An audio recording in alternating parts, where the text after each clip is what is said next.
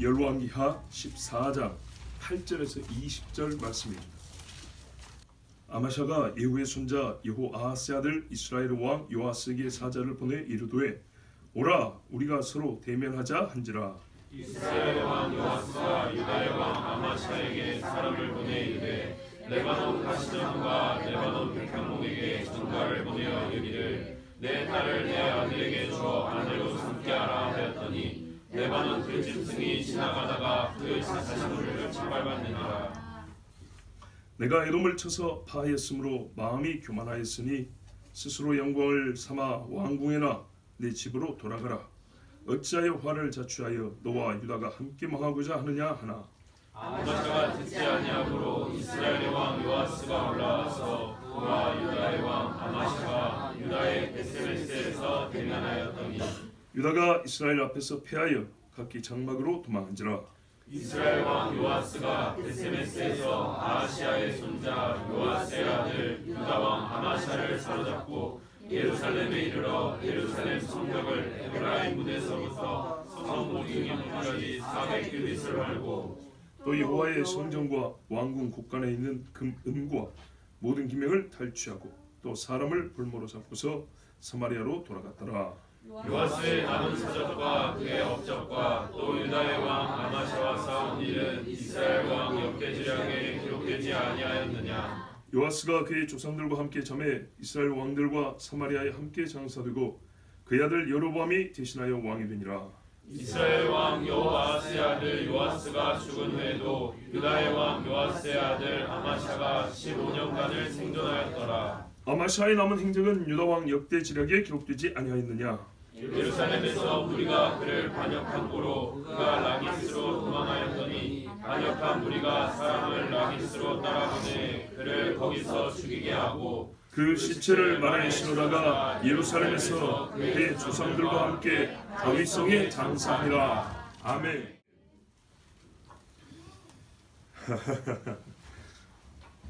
남유다와 북이스라엘은 여러분 분단된 직후에 오랫동안 싸웠습니다. 르호보암 여로보암 싸웠고 어디까지 싸웠냐면 어디까지 싸웠을까요? 누가 북쪽하고 그 혼인 관계를 맺었습니까? 어떤 왕 때? 남쪽은요? 여호사밧. 여호사밧 믿음의 사람이죠. 그런데 혼인 관계 맺었죠. 사이 좋았다는 얘기죠. 참 희한한 일이었죠. 그 앞에 힘들었기 때문일까요? 싸웠습니다. 많이 그 앞에까지. 곧 아사 왕 때까지 싸웠습니다. 아사 왕 여호사밧의 아버지인데 그때까지 싸웠어요. 역대하 18장 1절에 누가 있냐? 여호사밧이 부귀와 영광이 극하였고 아합으로 더불어 연혼하였더라 그랬죠. 그 앞에 열왕기상 14절에 보면 처음 나라가 나뉘었을 때 르호보암과 여로보암 사이에 항상 전쟁이 있으니라. 쭉 내려가면 아사 왕 시절까지 가면 아사와 이스라엘 왕 바사 사이에 일생 전쟁이 있으니라. 계속 싸웠어요. 거기서 싸울만 하죠. 뭐 우리가 세밀하게 살펴보자면 너무 싸울만 한데 여호사밧 때 혼인관계를 맺고 사이좋게 지냈습니다. 서로 조문 가고 위문 가고 같이 전쟁 나가고 막 그랬죠. 그래서 길란하고 칠 때도 아합하고 여호사밧 둘이 같이 갔어요. 아합은 죽고 여호사밧은 죽으려다 살았죠. 하나님이 꾸지람을 아주 심하게 하셨죠.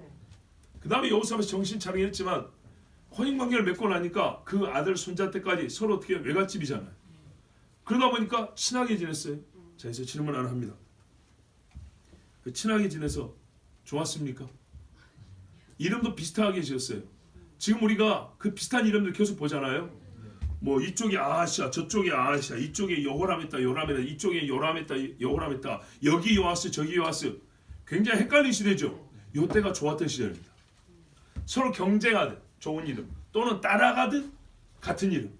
이게 북이스라엘과 남유다가 서로 좋았을 때입니다. 그리고 지금 여기서 이제 다시 싸우는 겁니다. 이 두 나라의 국면이 바뀌고 있는 그때를 얘기하고 있습니다. 그런데 여기서 이쯤 되니까 우리가 질문이에요. 처음에 싸울 때하고 중간에 좋을 때하고 어디가 더 좋았습니까?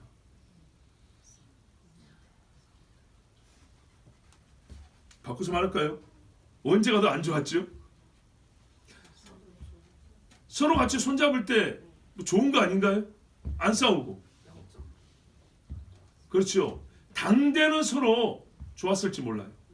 두고두고 보면 그 나라 자체가 하나님에게서 우상으로 떨어지고 하나님의 율법에서 떠나게 하는 데는 악한 자와 손잡을 때 그때였어요. 그때. 그러면 여러분 잘 생각하십시오. 그리스도와 벨리알이 어떻게 손잡을 수 있습니까? 사람 사이에 화평이 있었지만 하나님과 원수가 되니까 사람 사이에 좋은 것은 아무것도 아니었고 나라는 점점 약해지고 영적으로 병들어 죽어갔습니다.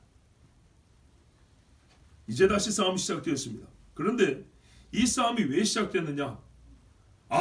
너희가 하나님의 백성인데 율법을 거스르고 하나님을 버리니 돌아오라 해서 말을 안 들어 매를 맞아야겠군. 그래서 시작됐으면 그나마 좋았겠죠. 그렇게 된 게 아니었습니다. 교만한 두 인간이 부딪히다 보니까 싸움이 다시 시작된 거였습니다. 자, 보십시오. 아마샤가 예후의 손자 여호아스의 아들 이스라엘 왕 요아스에게 사자를 보내 이르되 오라 우리가 서로 대면하자. 차 한잔 마시자는 얘기입니까요? 한판 붙자는 얘기입니다. 와, 10지파한테 2지파가 붙어보겠다고요? 그동안에 계속 밀렸는데, 거의 대부분 밀렸는데 무슨 용기가 났을까요? 뒤에 보면 나오지만 얼마 전에 에돔 치고 왔죠. 예, 그거 치고 왔거든요. 사기가 좀 올랐어요. 흥분과 교만이 좀 이제 일어났어요. 그런데 말입니다. 명분은 있어야겠죠. 힘이 있다고 싸우는 명분이 있었는데 처음에 군사 10만 빚내왔다가 돌아가라 했을 때 북이스라엘이 돌아가면서 유다의 성 몇 개 치고 사람들 죽이고 물건 뺏고 사람들 잡아오고 그랬죠. 자, 그러면 유다의 왕이라면 여러분 전쟁에서 이겨서 사기 충만할 때 명분도 있을 때 한판 붙어볼 만하죠. 객관적 전력은 유다가 약합니다. 그렇지만 이때 한번 해보겠다는 거예요. 그래도 지금은 어떡하지? 솔직히 질 가능성이 높은데 왜 질 가능성이 높냐? 군사수만 얘기하는 거 아닙니다. 뒤에 가면 영적인 이유가 있습니다. 그런데도 불구하고 이 사람은요 교만하였습니다. 여러분 아합이 하나님이 너 죽인다 했는데도 가서 죽었죠. 이런 교만, 하나님의 말씀을 무시하는 이 정도 마음이면 전쟁합니다. 그래서 한판 붙자고 했어요. 9절을 보시면 이스라엘 왕 요아스가 자 여기 보세요. 아마샤에게 대답을 합니다. 뭐라 하냐면 9절 보시는 그대로입니다. 무슨 말이죠? 그렇죠. 네. 니까지 거는 아무것도 아니니까 괜히 그 웃기는 짓 하지 말고 그냥 가만히 있어라 이 말이었어요. 보세요. 레바논 가시나무가 나무 중에 제일 천하게 여기고 가치 없다고 생각하는 가시나무가 뭐 식물하고 논하자는 게 아니고 사람의 유익성을 보면 가시나무가 제일 볼 게 없는데 뭐 불이나 태울 거죠.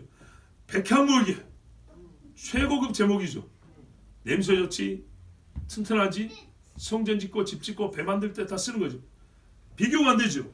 근데 가시나무가 뭐라 그러냐면 백향목에게 내 딸을, 그러니까 너의 딸을 우리 아들에게 줘서 아내로 삼게 하라.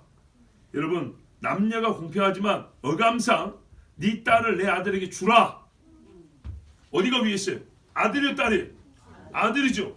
그러니까 가시나무가 아들이 있어요. 우리 아들을 어떤 여자랑 결혼시켜 장가 보낼까 하다가 백향목 딸이 있는 거예요. 너 가시나무 아들한테 와서 시집 와서 살아라. 웃기는 이야기죠. 지금 요아스가 하는 말이 그 말이에요. 이런 미친놈을 만나. 꼭 이 비유 그대로예요. 그래서 너 같은 놈은 내가 와서 쌀 필요 없이 들짐승이 지나가다가 하면서 밟아버린다.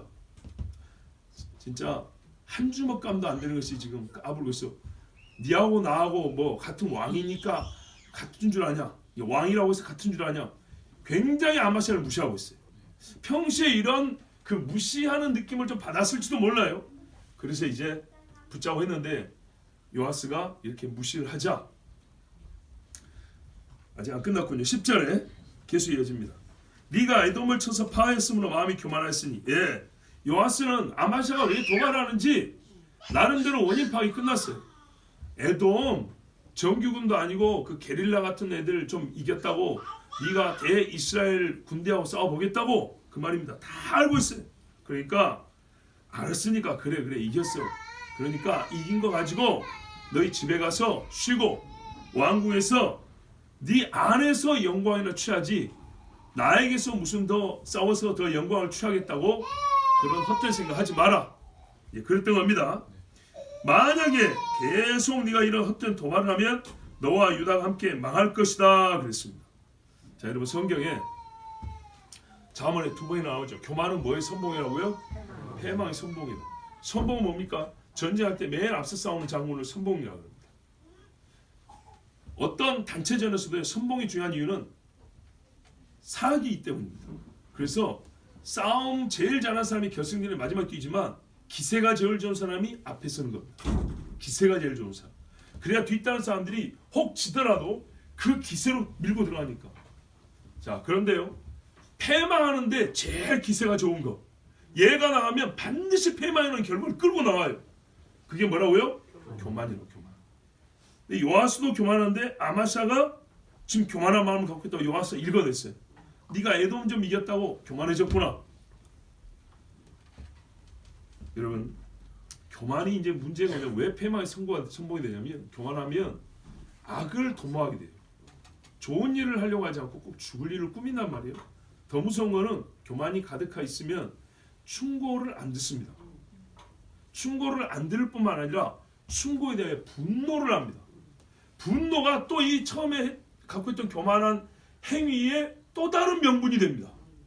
너 나 화나서 나 자존심 긁었어. 나 반드시 하고야 말 거야 이런단 말이에요. 그래서 교만은 무섭습니다.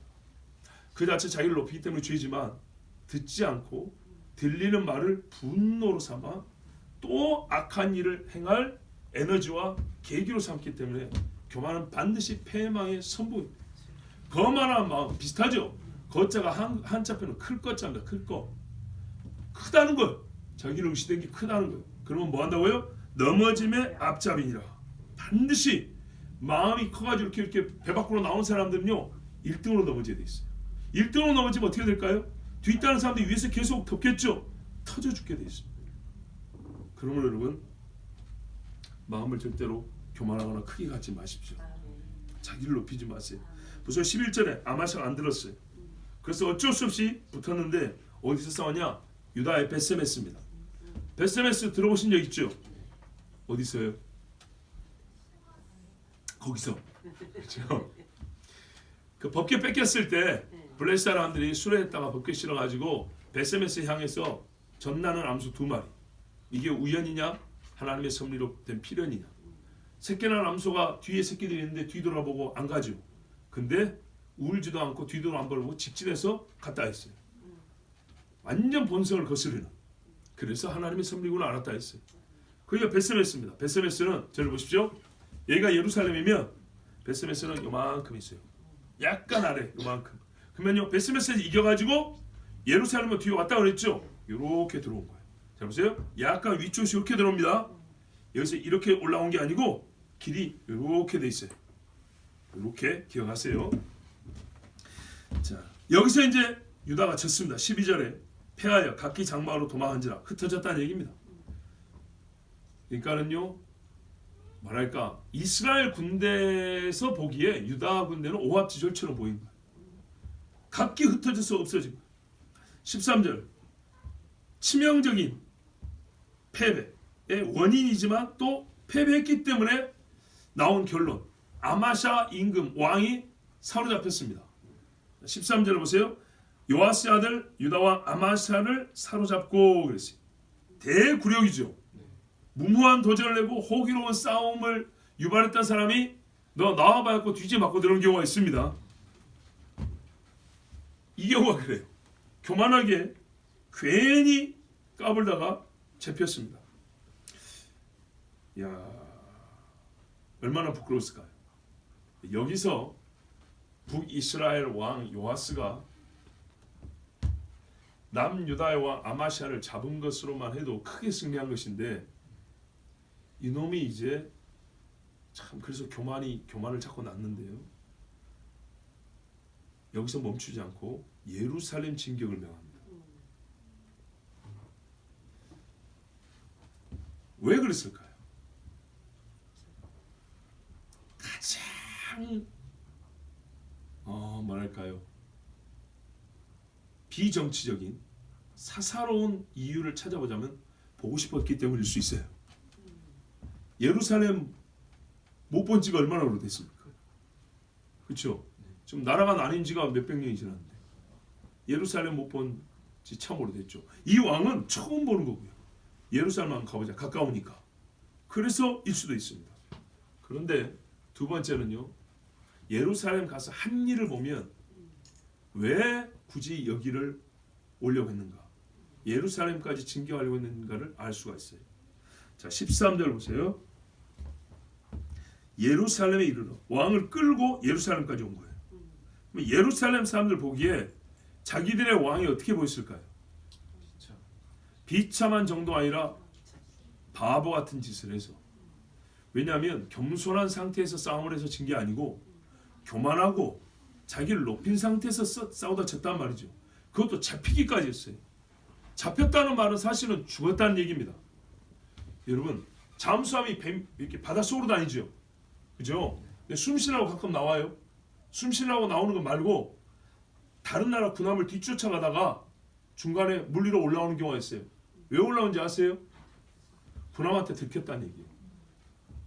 이거는 실제로 어뢰를 쏘거나 미사일을 쏘는 건 아니지만 군함한테 들켜서 니는 죽었다예요. 그래서 졌습니다라고 물 위로 올라옵니다. 그래서 잠수함이 머리를 딱 내밀면 졌습니다 항복하고 가는 거예요. 전시에서는 죽는 거고요. 평시에는 이게 졌다는 표시예요. 잠수함은 은닉성, 몰래 쏘고 도망가는 게 잠수함의 그 가치가 있는 것인데 군함이 잠수함이 어딘지 알았다면 잠수함은 군함 못 이깁니다. 속도도 그렇고 무기 체계도 그렇고 잠수함이 군함을 못 이깁니다. 몰래 쏘고 도망가는 겁니다. 근데 발견됐다. 서로 알아요. 아, 발견됐구나. 그러면 안 죽으려면 어쩐다고요? 저 밑으로 들어가든지. 근데 그 시간이 없어. 평시에는 보통 부상해서 백기 딱 듭니다. 졌다고. 자, 그것처럼 잡혔다는 말은 사실 죽었다 그 말이에요. 백성들에게 얼마나 창피합니까? 그 다음에 그러니까는 왕을 대굴욕을 주는 것이죠. 근데 이게 후유증이 오래갑니다. 백성들 눈에 아마시아는 이제 어떻게 보였을까요? 이후에 계속 위대한 왕이 됐을까요? 방법은 있어요. 이렇게 굴욕을 당했지만 다윗처럼 말이죠. 하나님 앞에 회개하면 돼요. 항상 드린 말씀이에요. 죄는 회개하지 않으면 영원한 수치고 회개하면 간증이 된다. 간증하려고 죄질 필요는 없습니다. 자, 여기서 올라갔어요. 요아스가요. 아마샤는 낮추면서 자기는 높일 수 있겠죠. 누구에게요? 예루살렘 사람들에게. 나 그래 사마리아에서 왔다. 사마리아에서 왔는데 너 예루살렘에 살아. 지금 여기 주인은 누구지? 사마리아 사람 나야 나. 이걸 알리는 거. 보십시오. 올 때 예루살렘 성벽을 에브라임 문에서부터 성 모투이 문까지 400규빗을 헐었다. 그냥 문 열고 들어오면 되는데 어떻게 들어왔냐면 자 아까 여기서 이렇게 들어왔다 했죠. 전면을 보시면 예루살렘 성이 이렇게 있어요. 요 북서쪽 끝에 에브라임 문이 있고 이렇게 여기가 모투이 문이 있고 이렇게 벽이 내려와요. 요 북서쪽 어깨 같은 이 지점 여기를 허물었다는 얘기입니다. 이걸 허물고 벽을 허물어서 깔고 그 위로 진격이 들어왔다는 얘기예요. 그냥 벽만 허물고 옆에 문으로 들어온 게 아니라 허문 벽 위를 타고 들어온 거예요. 완전히 밟아버렸다는 얘기죠. 맘만 먹으면 다 허물어버리고 다 밟을 수 있다는 걸 상징적으로 보여준 거예요. 예루살렘 사람들이요 치욕적인 나를 경험합니다. 그래 말 타고 들어와서 어디까지 왔습니까? 400규빗이면 약 한 190m 정도 허문 겁니다. 180, 90m. 어디로 들어왔냐? 예루살렘 성전으로 왔어요. 와 성전 멋있었겠죠. 금이 번쩍번쩍하고 야긴과 보아스도 있고 그 앞에 엄청난 저수조도 있고 핏물 흐르는 구멍과 하수구도 만들어 있고 최첨단 건축술이 동원된 예루살렘 성전. 거기 가가지고요 성전과 그랬으니까 성전 안에 있는 필수적 하나님 제사하는 필수인 것들 뿐만 아니라 곳간에 있는 금은 모든 기명을 탈취하고 나중에 바벨론이 하는 짓이죠. 이걸 북이스라엘이 먼저 했어요. 사람을 또 사로잡아 볼모로 잡고 사마리아로 갔다. 그래서 참 궁금한 게 있어요. 이거 갖다 어디다 뒀을까요? 어디다 뒀을까요? 성전의 기명들을 갖고 가서 무엇에 썼으며 어디다 뒀을까요? 보통 고대 사람들은 네 신이 세냐 내 신이 세냐죠. 그래서 이쪽을 정보하면 여기 있는 신전의 것을 갖다가 우리 신전에 갖다 바친단 말이에요. 그래서 다곤 신전에 갖다 놨다가 법궤를 오히려 다곤 목하고 팔이 다 부러졌죠. 하여튼 의미상으로 우리 신이 저 신을 이겼다는 거죠. 그대로 했다면 어디다 갖다 놨을까요? 베델, 단, 금송아지 있는데 모릅니다. 추정을 해보는 겁니다. 어디다 보관했을 거 아니에요. 아니면 사마리아 성에 놓고 전시라든지. 왜? 왕궁이니까. 또는요 이 전쟁에 공을 세운 사람들 나눠줄 수도 있겠죠. 나눠 먹자고. 그럼 그 사람들은 자기 집에 갑으로 쓰면서 우상을 숭배하면서도 그래도 혈통상 이스라엘이니까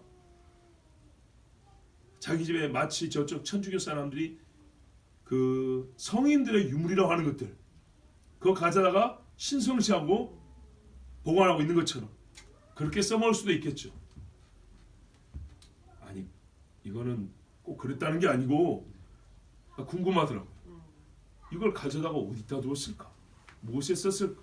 여호와를 경외하는 사람은 손도 안 댔을 것인데 하나님을 알지 못하고 정말 하나님을 우습게 하니까 이런 짓을 했을 것이고 나중에 벨사살 왕도 그가 또 술 마셨죠.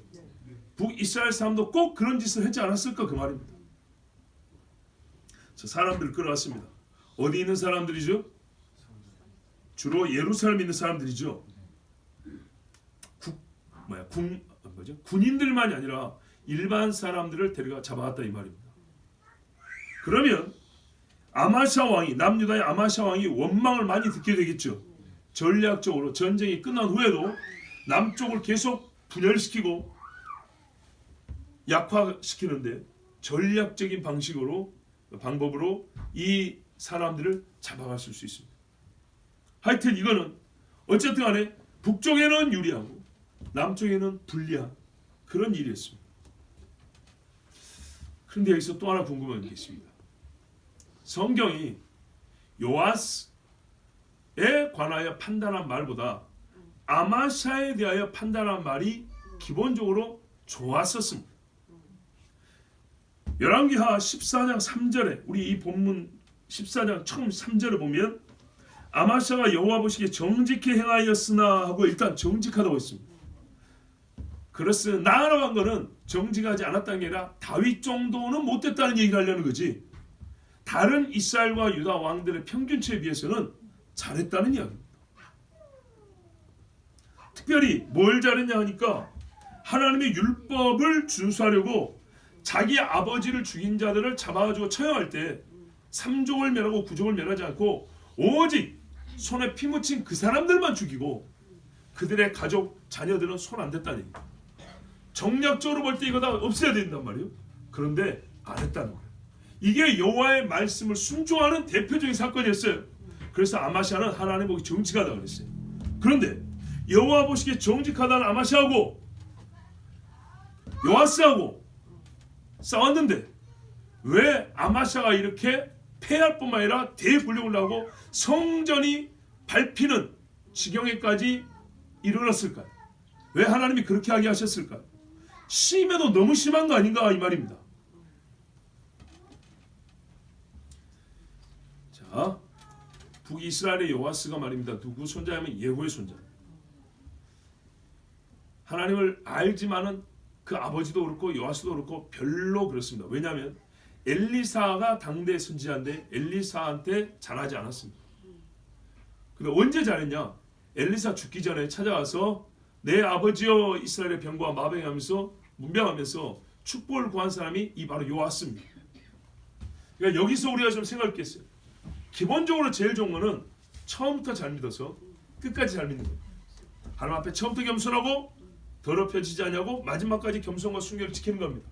그런데 여러분 어떤 사람이 이때 잘하고 저때 잘하고 그때 잘하고 지금 못하고 이렇게 좀 듬성듬성 잘할 때가 있다 칩시다. 전반적으로 못하는데 그러면 여러분 그것에 대해서는 하나님이 판단하지 않으시고 다르게 상벌을 이전과 좀 다르게 주시고 그러지 않으십니까? 말이 꼬였네요. 저는 이해가 되는데 여러분 이해하지 안 되시죠? 무슨 말이냐면 못하던 애라도 중간에 잘하면 상 안 주냐 그 말이에요. 너는 어제까지 못했으니까 오늘 잘해도 상 받지 마. 그러지 않죠? 잘한 건 잘한 대로, 큰 거는 큰 거대로, 작은 건 작은 대로. 그렇죠? 자, 봐보세요. 요아스가 말입니다. 할아버지 예후이기 때문에 여호와를 아는 건 있어요. 근데 잘 믿는 건 아니에요. 3대 4대 내려온다고 갈수록 잘 믿는 게 아니죠. 할아버지가 잘 믿었고 5대 할아버지가 잘 믿었지 밑에 애들은 그냥 그럭저럭 기독교인 티내고 사는 정도 많죠. 그런 사람이. 근데 말이에요. 그러니까 엘리사가 살아있어도 엘리사한테 평시에 기도를 부탁한 적도 없고 엘리사한테 조언을 구한 적도 없고 가르쳐달라 한 적도 없고 그런데 죽기 전에 가가지고 한번 엎드렸어요. 울었어요. 그때 하나님 말했어요.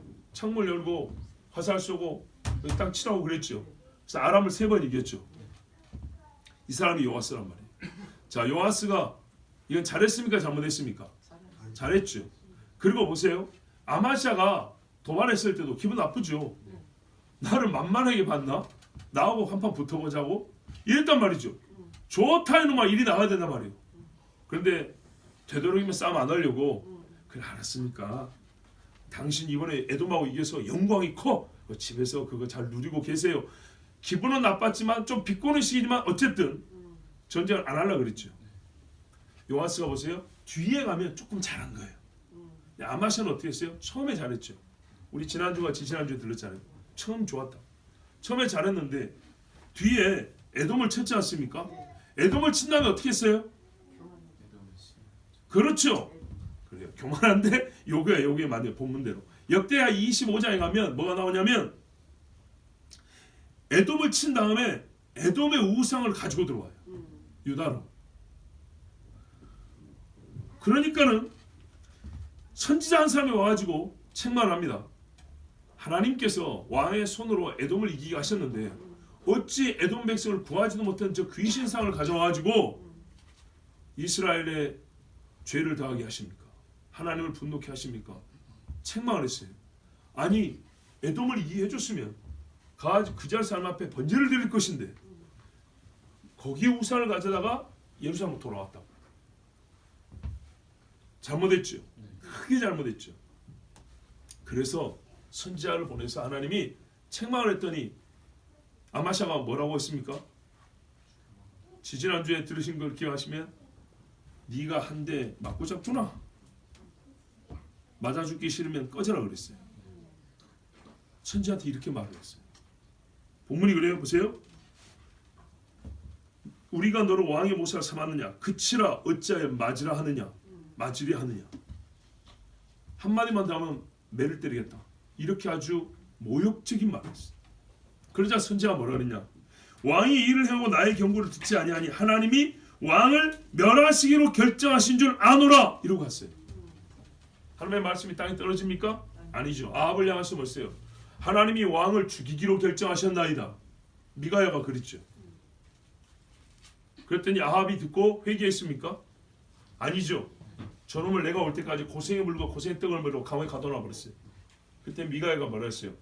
왕이 진정 평안히 돌아오실진데 그러하리이다. 돌아왔습니까? 못 돌아왔죠. 시신만 왔죠. 바로 여러분 결정적 차이가 여기 있습니다. 북이스라엘의 요아스가 좋은 신앙인은 아니었지만 그는 엘리사를 존경했고요. 마지막이라 할지라도 병문안 가서 엘리사에게 축복기도를 구한 사람이었습니다. 왕이 다 늙어 죽어가는 노인에게 가서 무릎을 꿇고 울었단 말입니다.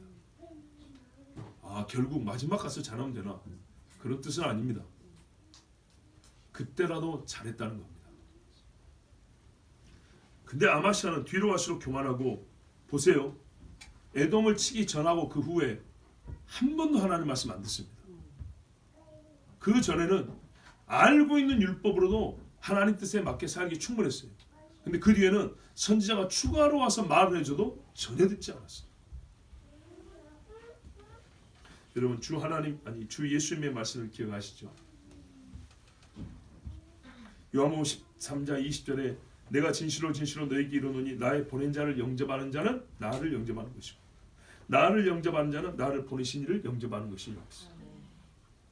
또 말했습니다. 선지자의 이름으로 선지자를 영접하는 자는 선지자의 상을 받을 것이요 의인의 이름으로 의인을 영접하는 자는 의인의 상을 받을 것이요 그랬습니다. 선지자 와서 외쳐주는데 전혀 듣지 아니하였으니 선지자의 상을 받겠습니까? 너희 조상들 같이 너희는 선지자를 죽인 자로다 그랬어요. 그 죽인 자들의 벌을 받겠죠. 하나님 말씀에서 너 죽는다 그랬습니다. 그래서 전쟁에 지게 됐습니다. 그리고 큰 굴욕을 당했습니다. 15절에 이렇게 싸운 다음에 두 사람의 마지막은 어떠하냐. 북쪽의 요아스는 남은 사적이 있어요. 업적도 있어요. 아마샤와 싸운 일도 있어요. 그러나 성경에는 생략입니다. 굳이 쓸 필요가 없습니다. 우리에게 들려줄 만한 이야기가 없습니다. 선지자를 존중한 이야기는 굉장히 길게 나왔어요. 그렇죠? 그러나 그 뒤로 별로 한 일이 없습니다. 즉 하나님이 기억할 만한 일이 없습니다. 분명 그가 아마샤의 도발로 전쟁을 했고 처음에는 안 하려고 하긴 했고 선지자 엘리사를 존경한 거 있지만 이 사람 본질은 안 변했습니다. 어떻게 하냐? 감히 예루살렘 성전을 들어가요. 그래서 하나님께 바친 것을 가지고 나와서 올라갔다고요? 그러니 본질상 요아스가 선한 사람은 아닙니다. 자, 여기 요아스는 북쪽 사람입니다. 그리고 그 아들이 누구냐입니까? 여로보암입니다. 누구죠? 16절에 요아스가 그의 조상들과 함께 잠에 이스라엘 왕들과 사마리아에서 함께 장사되고 그의 아들 여로보암이 대신에 왕이 되냐. 여로보암 북이스라엘을 처음 세운 사람이죠. 똑같은 이름입니다. 그래서 여로보암 2세라고 합니다. 이 여로보암 2세가 이스라엘 역사상 북이스라엘 역사상 최고 전성기를 이룬 사람이라고 합니다. 어디까지 올라가냐? 시리아의 다마스까지 올라갑니다. 대단하죠? 이 사람이 여로보암입니다. 그러면 여러분 북이스라엘에서 엄청 커지고 강해지고 잘 되었냐? 아닙니다. 이 여로보암의 아들이 뭐냐면 스가랴 또는 사가랴라고 하는데 하나님께서 예후에게 말씀하신 대로 4대를 이어 왕이 된다 그랬죠. 여로보암 죽고 그 아들 사가랴 왕 되고 6개월 만에 모반으로 죽어버립니다. 그리고 마지막까지 반란에 이렇게 가지고 북이스라엘이 싹 망해버려요. 무슨 말이냐? 잘 보세요. 여로보암이 나중에 우리 다시 봐야 되겠지만 이 여로보암 때 북이스라엘이 최고 전성인데 그 전성이라는 말은 군사력이 강하다는 얘기죠. 국력이 강하다는 얘기죠. 옛날에는 주로 싸움이었기 때문에 군벌이 강하다는 얘기입니다. 군벌이 강한데 여기에 지도력이 없고 영적인 일치가 없으면 어떻게 될까요? 각기 자기 욕심을 이루고자겠죠. 그래서 여로보암 죽은 후에는 난립을 합니다. 힘 있는 자들. 그래서 나라가 어지럽게 되고 국력이 극도로 쇠약해서 속히 망해버려요. 그러니까 여러분 잘 보세요. 막 일어날 때 좋다 할 때 뭐라고요? 넘어질까 두려워하라 그랬죠. 조심하라. 개인의 신앙뿐만 아니라 집도 그렇고요. 나라도 그렇고 교회도 그렇습니다. 어디 가가지고요. 작은 교회 장로님들 모이고 큰 교회 장로님들 모이면 괜히 더라고. 누구 장로 이번에 우리 교회 몇 명 왔더라? 막 이러고 있고 쓸데없이 말이죠. 네? 목사들도 비슷해요. 그래서요. 하나님 앞에 갔을 때 잘했다고 칭찬 드릴까요? 그 많은 패망의 선봉이요. 그 많은 사람이 죽을 때 문상 올 것 같습니까? 병원에 누워있으면 병원 와서 기도해 줄 것 같습니까? 그렇지 않습니다. 진실하게 함께 신앙생활 한 사람이 와서 울어주고 손잡아주고 기도하는 겁니다. 자, 이 아들 여로보암이 강력했는데 그 강력한 힘 때문에 그 사람이 가진 힘 때문에 오히려 자기 이스라엘의 울타리와 성벽을 스스로 깨버린 것 같이 패망의 물꼬를 튼 사람입니다. 좋아할 거 하나도 없습니다. 여러분 하나님의 감동을 따라 행하지 않고 하나님을 두려움이 없으면요. 그리고 제 힘을 떨친 자들은 하늘의 반짝이는 별보다 작은 빛을 내다가 순간 저 헤어나오지 못한 어두운 구덩이로 떨어져야 됩니다. 그 다음에 남쪽은 어땠냐? 요아스에게 굴욕을 당했지만 아마샤는 15년 더 살았습니다. 좀 젊었던 것이죠. 15년 더 살았는데 그러면 여러분 15년 동안 어찌해야 되겠습니까? 그렇죠. 신앙생활 잘해야 되겠죠. 히스기야 15년, 아마시아 15년 죽을라나 살았습니다. 그런데 이 아마시아가 이 패배와 굴욕으로부터 배운 바가 없습니다. 만약에 그가 배워서 그 뒤로 이러이러해 잘했다면 성경에 기록했을까 안 했을까요? 했겠죠. 할 게 없습니다. 자기가 하나님의 말씀 안 듣고 선지자를 무시하고 전쟁이 지고 사로잡힌 포로가 되고 죽은 자가 되고 예루살렘 성벽이 허물어지고 성전의 기물이 다 빼앗김을 당하는, 진짜 이거 요즘 말로 하면 탄핵도 한 10번 당해야 되는, 아니 요즘식으로 이해를 하자면 그런 상황 아닙니까? 그런데도 말입니다. 15년 동안 하나 달라진 게 없었어요.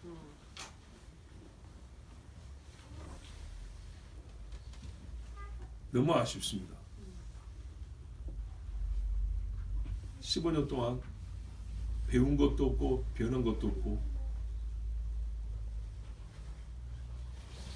이 사람 인생 중에 제일 잘했을 때는 막 왕이 되었을 때, 오히려 젊었을 때, 그때 율법을 따라 원수를 갚되 절제하고 하나님의 의를 이루는 한에서만 원수를 갚았어요. 15년 동안. 그 다음에 18절을 보면 아마시아의 남은 행적은 유다왕 역대지라에 기록되지 아니하였느냐? 없습니다. 성경에는 없고 자기들 사람의 글에만 있습니다. 만일에 선지자를 불러서 하나님의 율법을 배우기 시작했다면, 성전에 올라와서 바르게 예배하는 자가 되었다면 그나마 훌륭한 왕이 되었겠지만, 긴 시간, 한편은 여러분 왕을 멸하시기로 작정한 줄 아노라 이러고 갔죠. 15년 동안 생명 연장해 준 거 아닙니까? 바로 그 전쟁에 죽어야 되는데 하나님이 15년 봐준 거 아닙니까? 그런데도 못 깨달았다는 얘기는, 이제 여러분 이 사람은 정말 그 이후에 기회가 없다는 얘기입니다. 이 두 왕의 죽음을 보면서 저는 떠오르는 말씀이 있습니다. 예레미야 17장 13절입니다. 여러분, 현장에서 가늠하다 잡힌 여자가 예수 앞에 끌려왔습니다. 어찌하리이까? 모세 율법에 돌로 쳐 죽이라고 그랬는데 죽일까 살릴까? 예수님께 이 사람들이 조롱하듯이 답이 없겠지 하면서요 물었습니다. 예수님 어떻게 하셨죠? 그 전에 손가락으로 땅에 글을 쓰셨죠. 그렇습니다. 여러 가지 추측이 난무하지만 그 중에 재밌는 것도 있고 그럴싸한 것도 있고,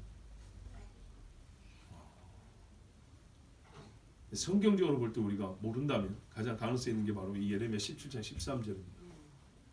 왜냐하면 거기 있는 사람들이 그걸 보고 부끄럽고 돌을 놓고 아무도 못 치고 도망갔다는 것이기 때문입니다. 이스라엘의 소마신 여호와의 무릇을 버리는 자는 다 수치를 당할 것이라. 무릇 여호와를 떠나는 자는 흙에 기록이 되오리니 이는 생수의 근원이신 여호와를 버림이니이다. 아멘. 사람의 이름이요 흙에 기록된다. 흙에 기록되면 어떻게 합니까? 바람 불면 없어져 버리죠. 덮이거나 흙이 날려 없어지죠. 그렇다는 얘기입니다. 왕이고 한때 용맹을 떨치던 사람들이고 스스로 자기 손으로 영광을 취했던 사람들이지만은 잘해봐야 흙에 기록된 사람들입니다. 그리고 실제로 흙이 되어 다 없어져 버립니다. 그러므로 우리가 살았을 때 이런 말씀들을 좀 듣고 가슴에 새기고 살았으면 얼마나 좋습니까? 19절에 보니까 예루살렘에서 무리가 아닙니다. 여러분. 무리가 반역을 했대. 아마시아 15년을 보고 안 되겠다. 여러분 안 되겠다 했지만은 죽였습니다. 이 말은 무슨 말이에요? 싫은데 너무 싫다는 거예요. 당신은 우리에게 복이랄 건 하나도 없고 저주거리라는 얘기입니다. 신하들 정권을 뺏고자 혹은 자기들의 정치의 이득을 위해서 한 게 아니고요. 무리가 그랬어요.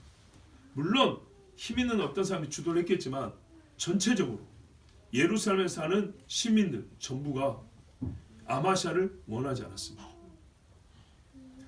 그를 반역한 고로 그랬습니다. 그가 라기스로 도망하였더니 15년 동안 다스린 중에 신하들과 백성들에게 인정받을 만한 일을 전혀 하지 못했다는 겁니다. 신앙을 회복을 위한 조치가 있었더라면, 여러분 봐보세요. 성벽이 한 190m 허물어졌잖아요. 이거 수리했을까요? 안 했을까요? 했겠죠. 이거는 당연히 했겠죠. 그래서 떠오른 사람이 있었어요. 느헤미야. 무너진 여호와의 성벽을 수축했어요. 예루살렘 성벽 수축은 똑같은데 느헤미야는 신앙의 회복과 함께 했어요. 근데 아마샤는 성벽은 쌓아야죠. 외세로부터 침입은 막아야 되니까. 그런데 아마샤는 갈수록 신앙을 허물어버린 사람이었어요. 사람에게 인기를 끄는 한때라니까요. 눈에 보람직한 거 해주면 한때 좋아요.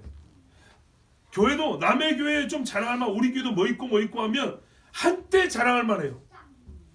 그런데요, 오래가는 건 그런 게 아니에요. 진짜 오래가는 건 신앙이에요. 신앙. 네. 사람들이 그러더라고요. 목사님이 잘생겨갖고 여자 성도들이 많겠다고. 참, 이거 교회를 어떻게 생각하고. 전혀 그렇지 않습니다.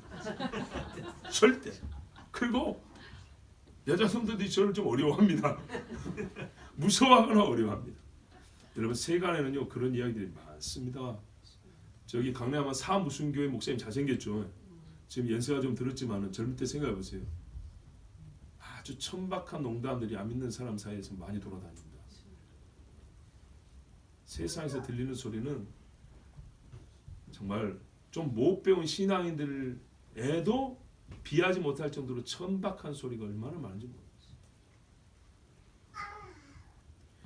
신앙 회복, 신앙이 뜨겁고 진실하면 다른 게 부족해도, 우리가 다른 게 모자라도 사실 부끄러울 게 없습니다. 아멘. 불편한 것이지 부끄러울 게 없습니다. 아멘. 그런데 아무리 화려하고 좋아도 하나님을 향한 진짜 이 신앙, 믿음이 없잖아요.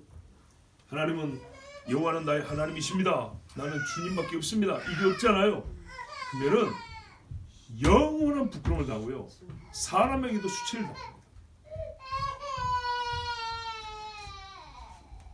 자, 무리가 반응했다는 말은 이 사람이 본래대로 더 살아야 된다는 얘기입니다. 하나님이 이 사람의 생명을 거두기로 작정했습니다. 자기 백성들의 손을 통하여서. 저 북쪽의 요아스에 의해서 사로잡혔던 때보다 훨씬 더 비참하게 그의 인생 마지막을 살게 됐습니다.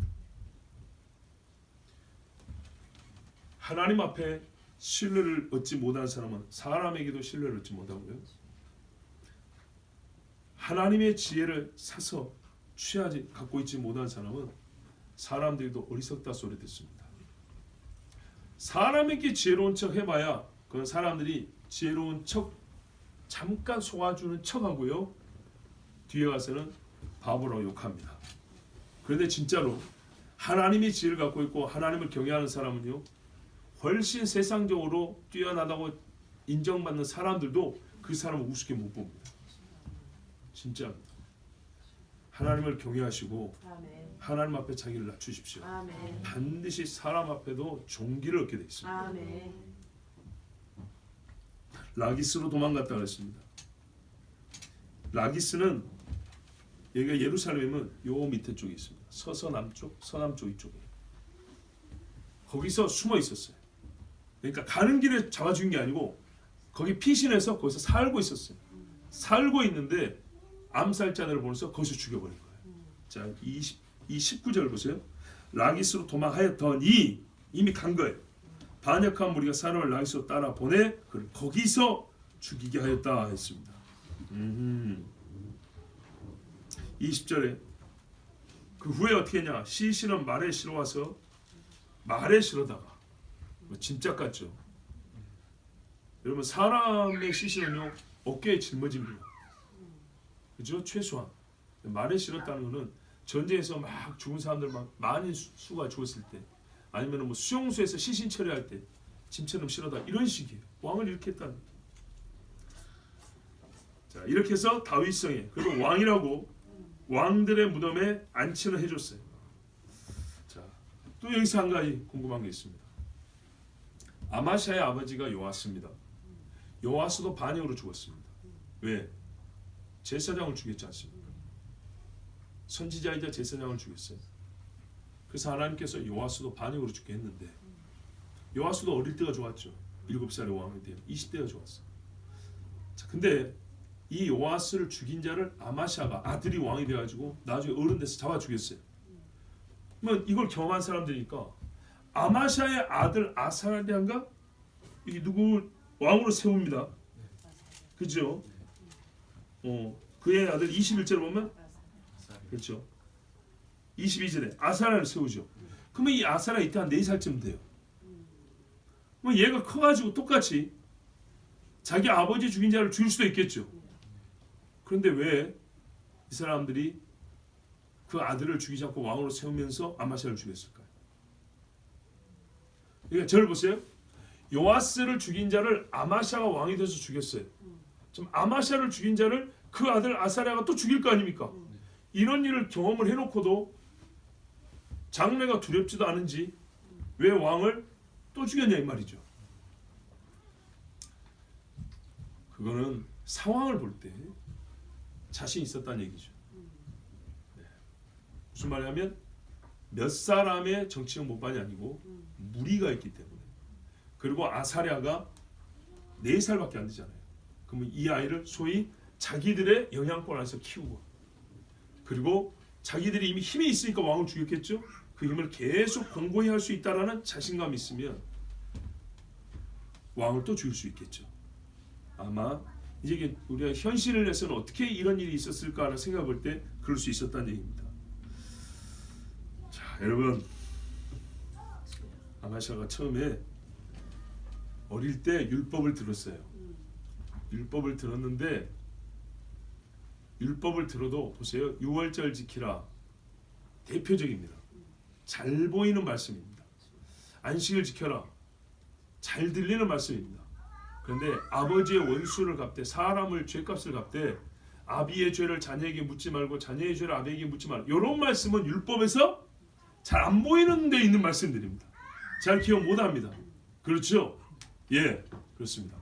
어제 우리 가정예배 드리는데 저희 집 애기가 레위기를 본문으로 삼아 설교를 했어요. 레위기를. 그래서 제가 물었어요. 가족끼리니까 또 자랑이라고 듣지 마시고 우리 가족끼리 했던 이야기가 상관이 있어서 말씀드리는 거예요. 제가 물었어요.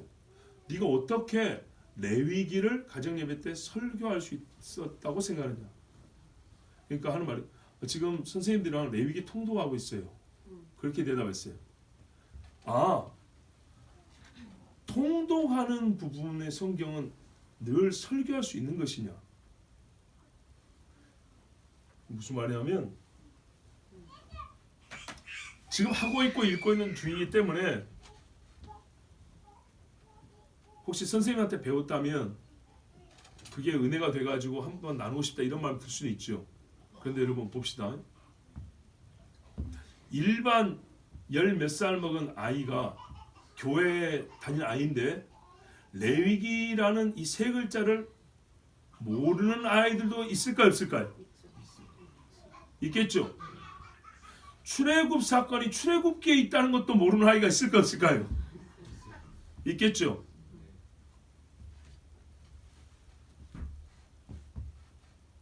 레위기를 누가 읽고 설교했다지만 그것을 머릿속에 담아둘 수 있는 그 정도 신앙을 가진 아이들이 몇 명이나 된다고 생각하세요? 그 흥미로운 이야기가 펼쳐져 있는 복음서의 여러 사건들 중에도 몇 개 기억하고 그것도 단편적으로 알고 지나가 버리지. 여러분의 어린 시절 한번 생각해보세요.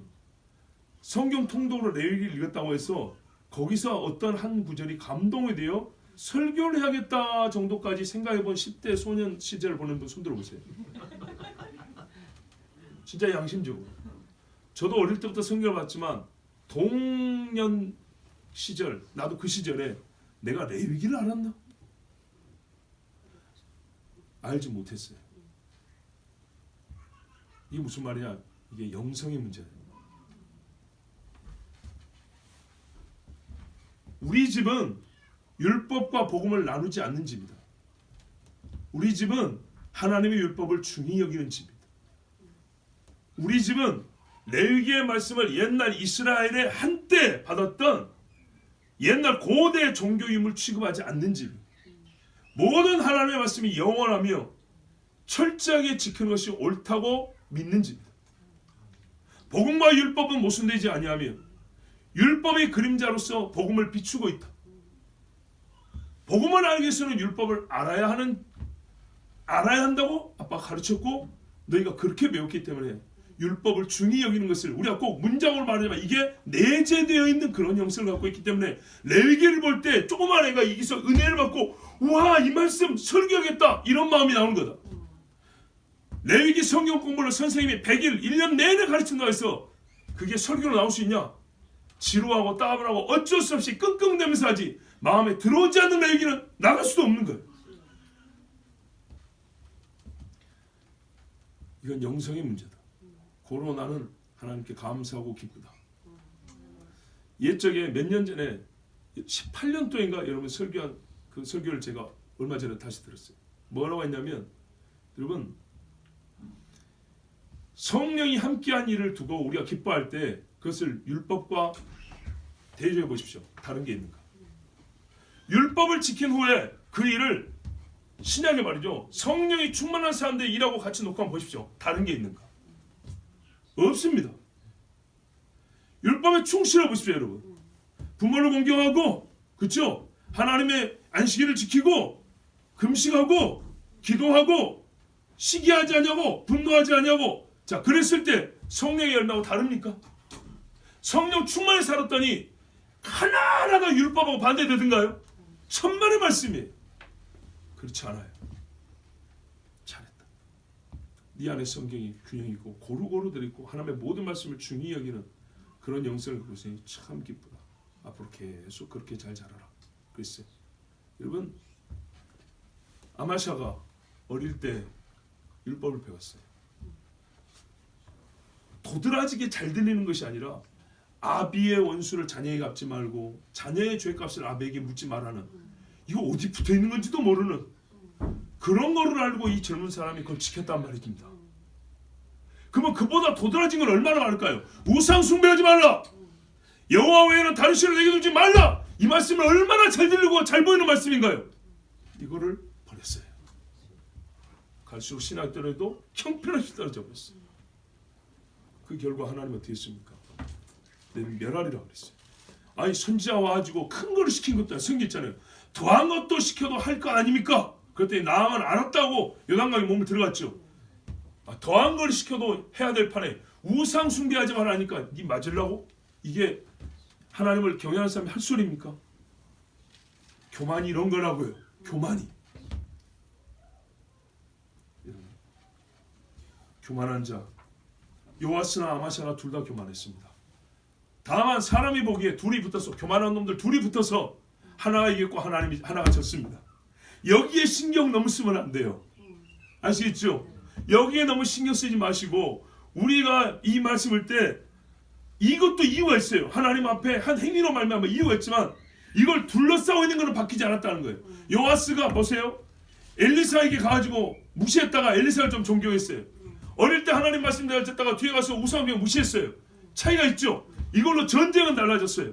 근데 전쟁까지 포함한 그들의 인생은 어떻게 했습니까?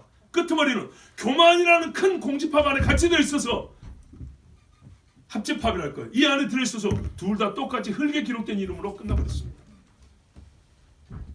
도찐 개찐 그들 사이에서는 차이가 있을지 모르지만 결국 하나님을 경외하지 아니하고 교만한 자는 같이 망합니다.